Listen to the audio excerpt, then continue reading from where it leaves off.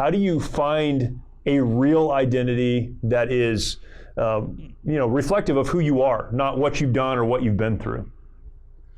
Yeah, that was extremely difficult for me, especially as, as special forces, because like I didn't go straight to special forces. I fought for it. I did regular Army first, and then I earned that tab. So it just had that extra oomph to me, because I looked at guys for years with those tabs and those berets, and I looked up to them so much.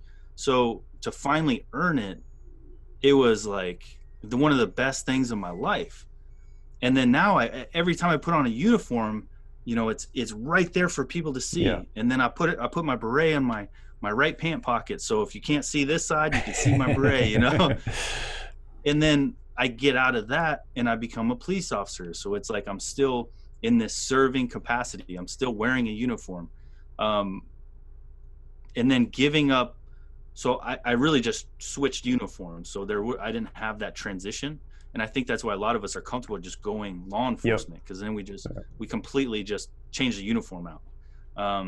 But then giving up law enforcement, that was weird. It wasn't difficult because I wasn't like in love with the job, even though I had a good time doing it and I had a ton of positive experiences. But the identity thing finally hit me at that point, and because I was like, what do I do? Like, who am? What do I tell people? Yeah. That was the weirdest. That was the weirdest thing. Like when you meet somebody, you're always like, oh, hey, how you doing? Yeah, I'm a police officer. Hey, I'm in the military. So that was strange. And people were like, what do you do? And I'm like, I don't know. like right now, like YouTube did really well, so it's been paying my bills. But what am I? What does that make me? Yeah. A YouTuber? Like, I don't know. Yeah. So, that was a really difficult thing for me to do. And then still to this day, I don't know what my job title is. I have income from this stuff, but I don't know what I do.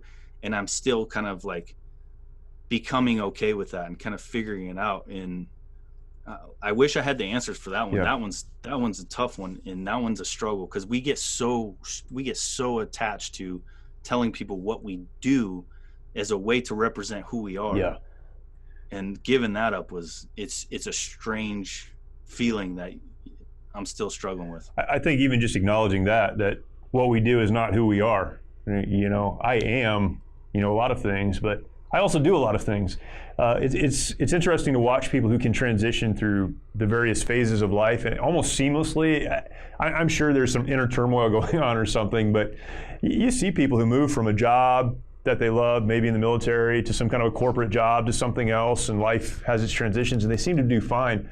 I think those people are people who really understand that's a job that I do, but that doesn't change who I am.